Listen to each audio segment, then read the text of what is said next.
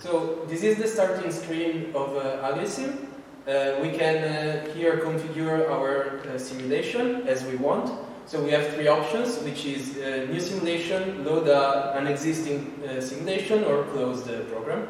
So we're going to go with new simulation, and we have here above 5 buttons in which we can choose the vehicle tab, the operator tab, the map configuration tab, confirmation tab, in which we will see the overview and the review of our simulation, and finally the close button. So in the first tab, we can choose the vehicle we are going to use for our simulation. In the first spinner, we can choose the vehicle model. So in this case, we have 5 different tractors with different powertrain layouts. So we have two-wheel drive and different gearboxes, including CVT, manual, and power shift. So we're going to go with the power shift in this case. And then we can choose the tires. In this case, we have a spinner for the front and a spinner for the rear tires. And if we look at the tires, we can see that we have different tires because we choose different tires for different soil interactions. So, for example, we can go with soft soil at the front and accordingly soft soil at the rear. Then we can go into the operator tab, where we can choose the operator we want to perform the simulation with. So we have three families of operators up to now, but we're planning to add more, of course. And we have a fertilizer, a sprayer, and a seeder model up to now. And we can go with the sprayer. And we have then the different models of sprayers. In this case, we are going to go with the second model, which has each nozzle controlled independently, because we can control our nozzles in precision farming in different ways, in batteries, independently, and so on. In this case, we have all nozzles that are independent. And then we can go with the precision farming configuration. In this case, we're going to go with the first configuration, meaning that we have the smartest configuration possible with an adaptive value of precision farming and a memory mode active.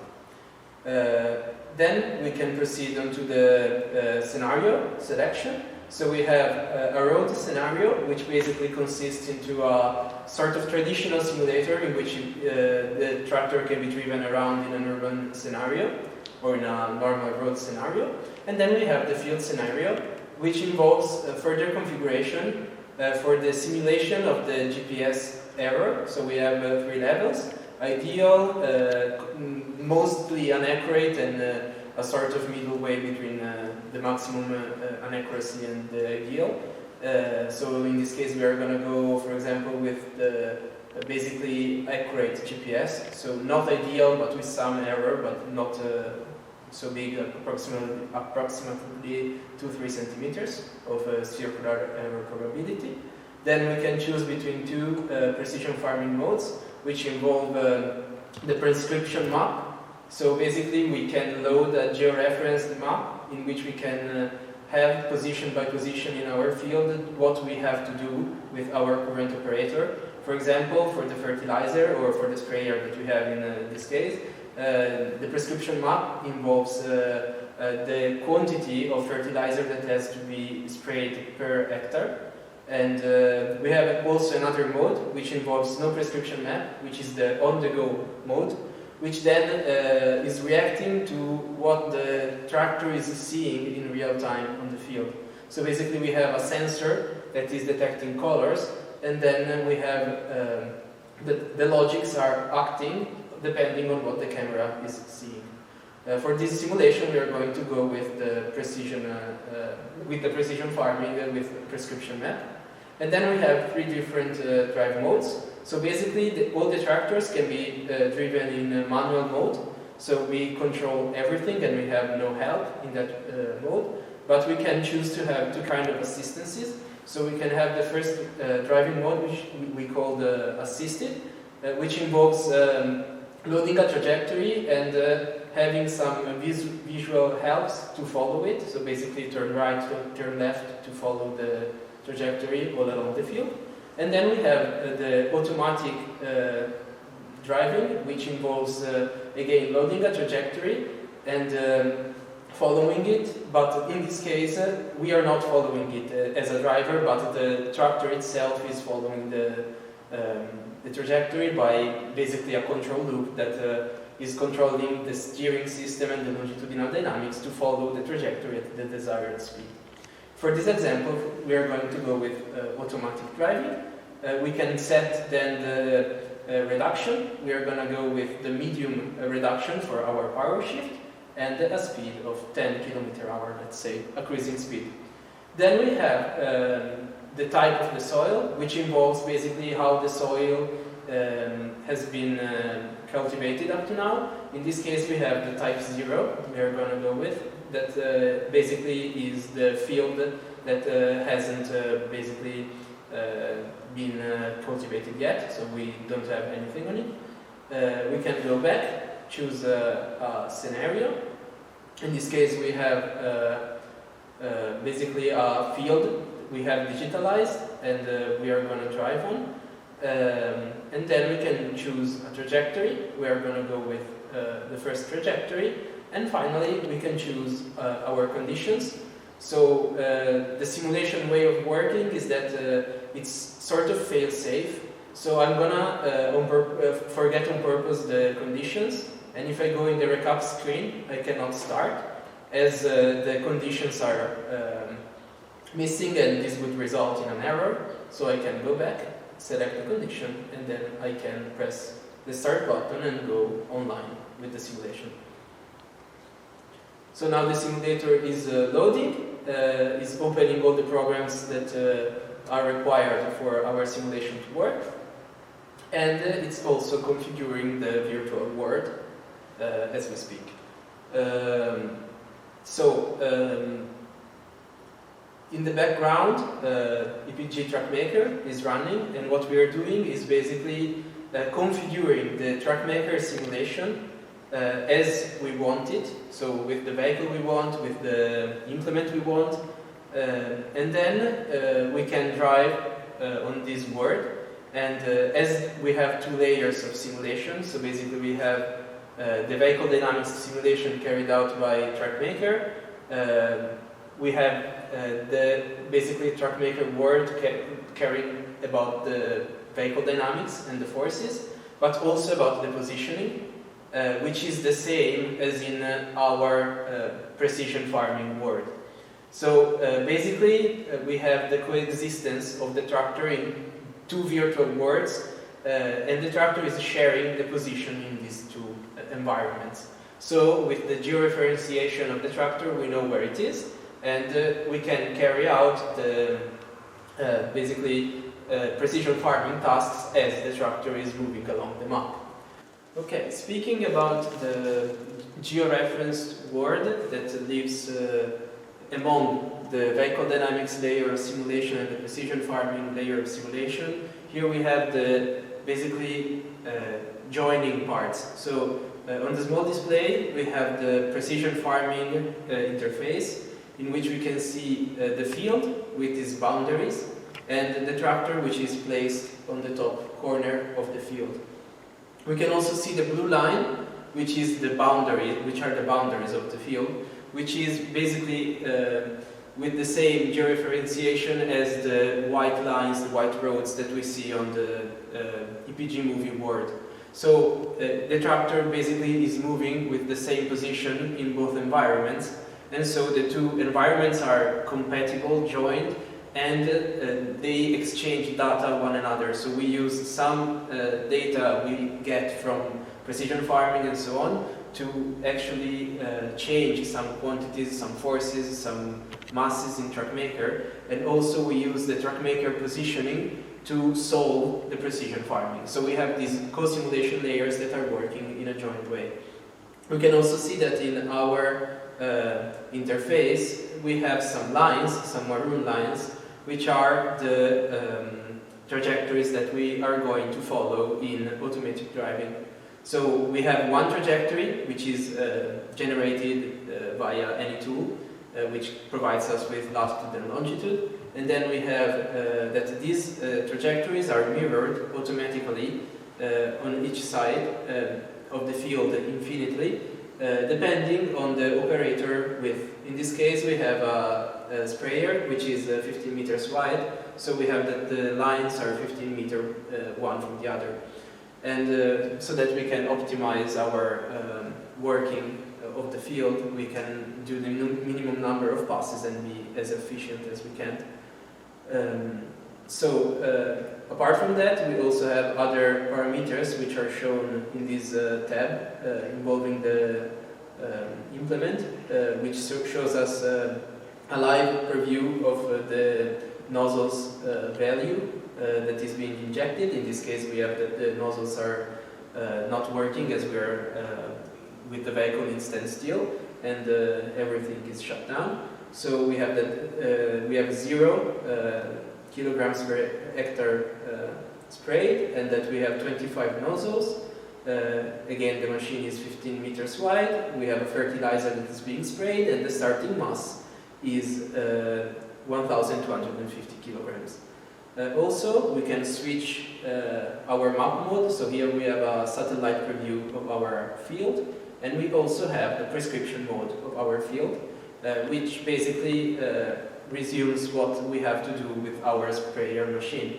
So we have to spray the maximum quantity in the lighter green area and the minimum, let's say a lower quantity in the darker green area. So now I'm gonna switch 1 second into the tractor tab, in which we see an overview of all the tractor basically forces, powers, torques, and so on, which are again displayed from the TruckMaker board as they're solved in EPG TruckMaker, and they are displayed in real time in our interface, so that we also have some feedback about the consumption, the forces, and so on. So now we can go into the simulation part, and we can turn on the tractor. So what we have here is a hardware setup in which we have, of course, the steering wheel, the pedals, we have a clutch to brakes, as we can actuate separately the right side and the left side of the brakes, and the throttle pedal. Then we have here the basically touch interface, which helps us with the visualization, and an armrest with a lot of keys which are configurable and can carry out basically all the functions that ordinary tractor can do. So involving the driveline, different ratios and so on, hand gas switching, power on, brake park, and then we have a gear lever which is simulating both the CVT and power shift gearbox layout, basically with sort of drive, neutral and park mode and rear mode. And then we have here the precision farming dashboard and console, in which we have all the commands for precision farming. So now what I can do is basically turn on the tractor. I will press this power button and the tractor will start revving, and then I can remove the brake part, and now I'm ready to drive. So what I'm going to do in this simulation is we have a lot of lines that we can engage with our automatic driving mode, and I'm gonna drive up to one of them, engage the line, and then I'm just gonna turn on the precision farming, do a couple of passes, and we will have a look at what we did on our field. So, of course, to drive, I have to engage the gear. In this case, we have a power shift. I'm gonna throttle up. So now we see that the tractor is automatically shifting the gears, and that I'm moving both in the TruckMaker board and the precision farming board accordingly. So, for example, I'm going to go up to the beginning of the field to engage the line as soon as possible. So, for example, I'm going to go for the third line, which is in the field. I'm going to turn in. Okay, now I'm on the side of the line. I can press the button to engage the line, and we will see that the tractor will basically align itself and drive itself onto the line we have that the steering wheel has changed completely the mode it's going into, because now it's not that I'm feeding the steering wheel with information, but the steering wheel is being activated on its own and giving the controller output. Okay, so now I'm driving towards the end of the field, and before we end this line, I'm gonna introduce a bit the precision farming board. So we have controls for the PTO and the precision farming. So I can both turn on the power takeoff and basically implement logic. So now we can hear beeping, which is warning me that I'm gonna go out of the field. Because again, we have the georeferenciation and the knowledge of where the tractor is and how close to the boundary it is. So what I can do is disengage the line as I did, and now I'm gonna go and engage another line again. So again, I'm gonna press, and basically tractor logics are gonna take care of both longitudinal dynamics and electrodynamics. In this pass, I'm gonna turn on the power takeoff and the precision farming as well. So as we see in this screen, we have that our sprayer is injecting about 220 kilograms per hectare of fertilizer, and now we're going to move into the lower target zone, and the machine on its own is going to inject less quantity, as the precision farming logics are reading the map in real time, considering the position of my machine, and they are managing to inject what is required by the description. Again, I'm heading towards the end, so I'm gonna turn off the power takeoff. I can turn off the AP as well. In this case, I turned off the vehicle as well. I can restart it. Okay, put the gear on, and now I'm gonna go on to another line.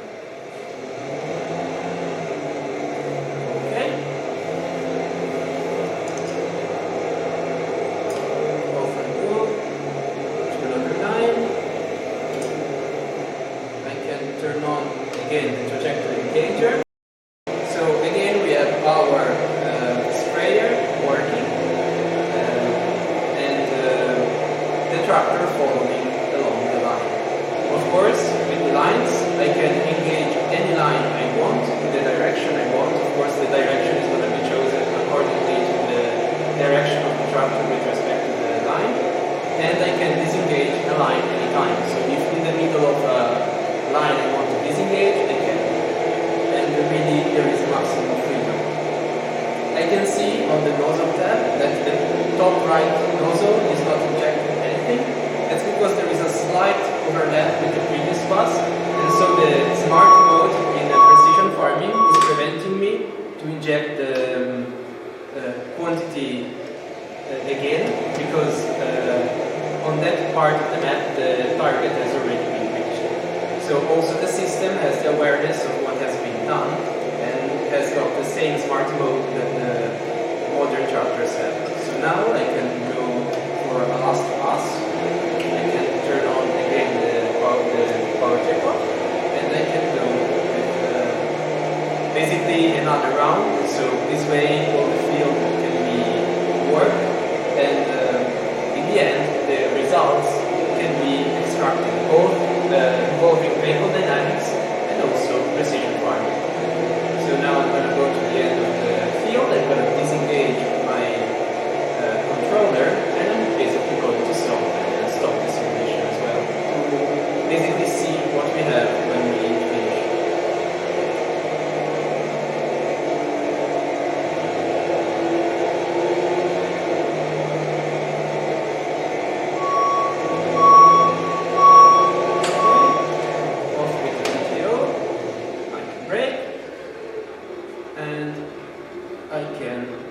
Turn off the vehicle, re-put the brake park in, and stop the simulation.